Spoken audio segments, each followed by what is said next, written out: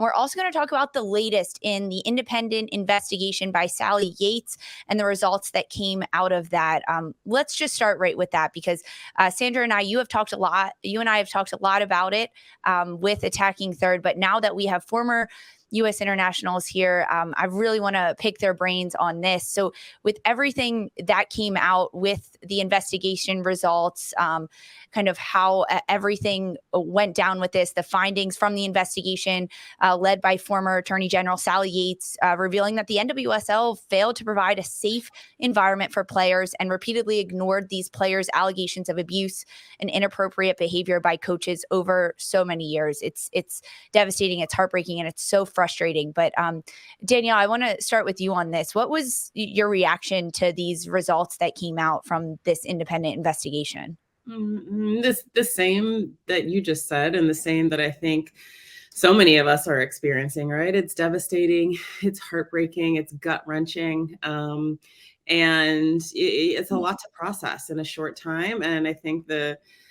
important things for us to take away, at least where I'm trying to get to, is how do we make it better? How do we make it right? How do we make sure it doesn't happen again? And how do we continue to provide a voice for our players, whether they are, young, medium, old, and everywhere in between, and what our role is in making it a better, safer place going forward? Yeah, I mean, I think that's exactly. I feel the exact same way. I mean, Danielle said it best, and I think there's been a lot of us former players too in communication, right, and checking in on one another as well, and what we can continue to do more. And going forward to exactly what Danielle said, continue to work to ensure this never happens again. Yeah, we've seen a lot of different players and NWSL clubs and even sponsorship of clubs releasing statements about this. Sandra, is this the response from players and clubs and sponsorships that you expected after this fallout, or what were you expecting after these results? I'll be frank. No, I wasn't expecting that. I think that we've been navigating in a space where we've seen players used to being handed, the bare minimum of things and being told to, put your head down, punch your clock, and play. So I am a little surprised at some of the more of the direct action that we've been seeing from certain franchises and from certain sponsorships of those franchises and of the league.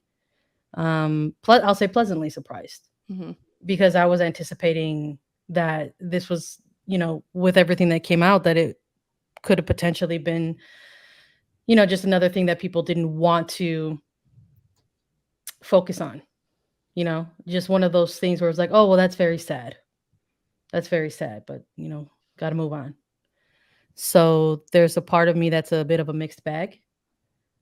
Still processing those very terrible things while also, trying to maintain a bit of hope in some of the things that we've been seeing. I think a lot of people are trying to do their best and sort of, similar to last year, take the lead of the players, right?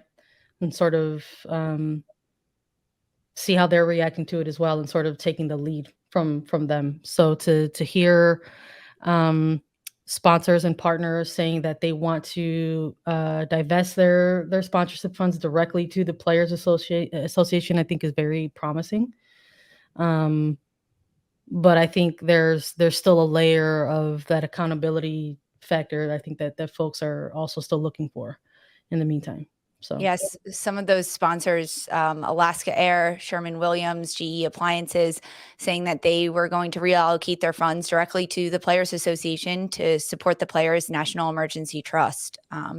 And there will be more to come, right? There's continuously reactions coming from this, but one of the very first to put out a statement following the investigation results was U.S. Soccer.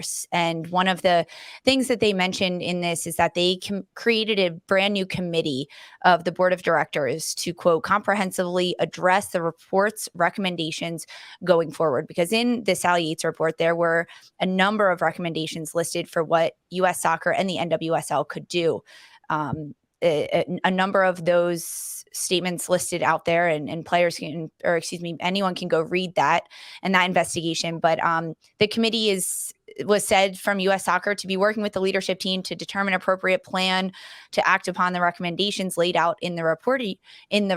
And some of the people named to this, Danielle, Slaton, you are named the chair of this committee alongside CEO Mike Kalina, and Lori Lindsey. You're also on this committee along with 3 other members. So I want to ask you two, what is your role on this committee? I mean, Danielle is chair, and then Lori as someone on this committee. And how did this come about for under U.S. Soccer?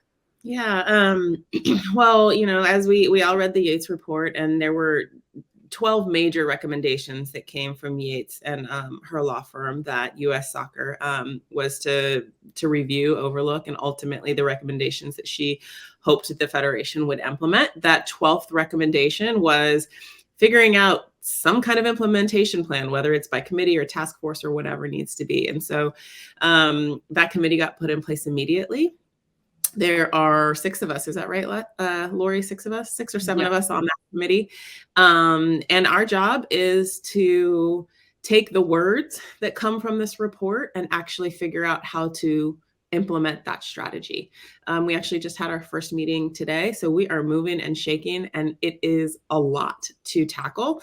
Our primary responsibility is going to be focusing on the recommendations that came from this report. We know that there's a lot outside of the scope of the report. We know that NWSL and the PA still have their investigation, and they're going to come out with more information. But once you know what you know, you got to go, and we're not waiting around for anything else. And so we are going to start to tackle some of these recommendations. And ultimately, we'll tackle all of them, address all of them, move on all of them. We know things are going to come up that are outside of the scope of what Sally Yates and her team recommended. And U.S. Soccer is also putting together a task force to kind of, okay, great, this isn't in the initial report, but here's the other stuff that's coming up that we need to address to make our sport a better and safer place. And so there is a ton of people who are focused on this. Priorities are getting shifted as a result of this. And this is something that is the highest priority in U.S. Soccer. And we are dedicated to not just making statements, right? Like the statements, okay, great, love it. It's a good start. But this is about not just writing policy or changing code of conduct, but it's about doing those things and then following through with implementation, with action, with compliance, putting resources to the things that need to be done, and really ensuring that from, our professional level down to our youth level, that our players are safe. And that's what the small job that we have ahead of us, but are I guess, honored, called to be a part of, motivated to be a part of. And we know it's going to be a lot of work, but I can't think of more important work than this. Lori, how were you part of that conversation, and how is it these people chosen to be part of this committee and to join this call to action? Yeah, I mean, essentially we were just asked to be by Cindy Parlacone, given the Yates report. And I mean, I can't really say it better than what Danielle just said. I mean, today was our first meeting. And I think, the main thing is like looking at the 12 and what can we tackle right away? Because there's are going to be some, to Danielle's point, that are going to be a bit more complex going forward and take more time. So it was just looking at all of the different 12 recommendations and starting to sort through those on highest priority also, but given that they're all extremely high priority, but what can we implement right away? And then what do we need to dive into and maybe divide the committee up even to start to tackle some of the tasks.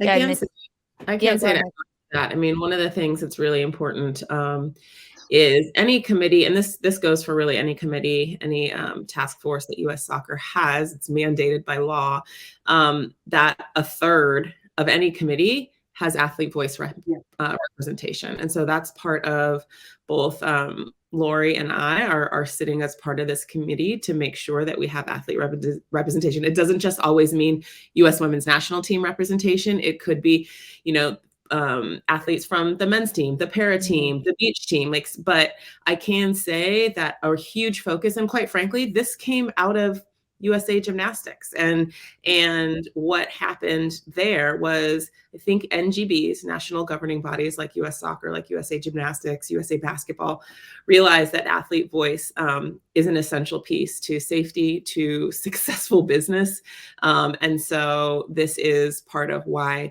we are here, having the voice of athletes and representing athletes, and quite frankly, being in communication with athletes about how we need to communicate what their needs, what their desires are. I mean, again, Sandra, you talked about it. The more that we can continue to remind ourselves and put our players at the center of this, it's really easy to get bogged down in the weeds and the details of it, but everything we're doing is player-centered, player-focused.